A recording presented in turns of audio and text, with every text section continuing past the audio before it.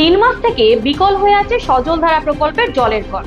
ফলে জলঙ্গির দেবীপুর গ্রাম পঞ্চায়েতের কাজীপাড়ার মতন আর্সেনিক প্রবণ এলাকার সাধারণ মানুষকে এখন খেতে হচ্ছে কলের জল।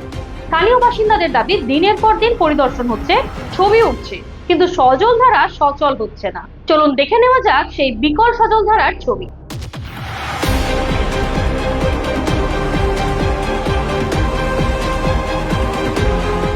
মুর্শিদাবাদ জেলার আর্সেনিক প্রবণ ব্লক জলঙ্গি। এই ব্লকের অনেকে আর্সেনিকে আক্রান্ত হয়ে মৃত্যু পর্যন্ত হয়েছে। অসুস্থ হাজারো সাধারণ মানুষ। এমনকি এই ব্লকের কিছু এলাকায় সাধারণ মানুষ পরিশ্রুত জল পাওয়ার জন্য নিজের কুয়ো তৈরি করেছেন বাড়িতে। আর সেই এলাকার সজলধারার প্রকল্প মাসের পর মাস ধরে বিকল থাকায় ক্ষোভ দেখা দিয়েছে সাধারণ মানুষের মনে। চলুন শুনে নেওয়া যাক কি বলছেন ওই এলাকার বাসিন্দারা।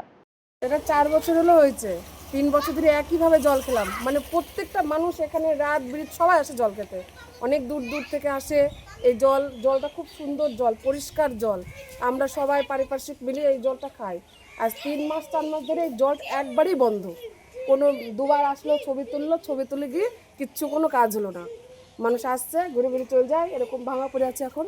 এরকম এর আগে দুবার এসেছিল, তো পঞ্চায়েত থেকে মনে হয় এসেছিল, দুবার এসে এটা ছবি করে নিয়েছে, কিন্তু কোনো কাজ কিছুই হয়নি এখনো পর্যন্ত।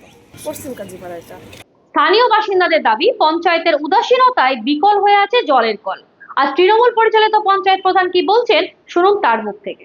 এটা আমাদের কিছুদিন আগে থেকে বদ্ধ আছে, কিন্তু আমাদের এনএস গিয়েছিল, দেখে আসার পর আমাদের এস্টিমেট করবে। সেই টাইমে আমাদের ব্লকে একটু কাজের জন্য বিডিও সাহেব তুলে নিয়েছিল।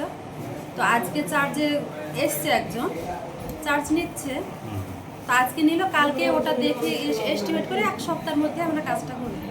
সুনিতা, মুর্শিদাবাদের সর্বকালের সেরা এবং ঐতিহাসিক বস্ত্র প্রতিষ্ঠান। বিয়ের কেনাকাটা থেকে শীতের পোশাক, নামি ব্র্যান্ড, সেরা দাম, একটাই নাম সুনিতা।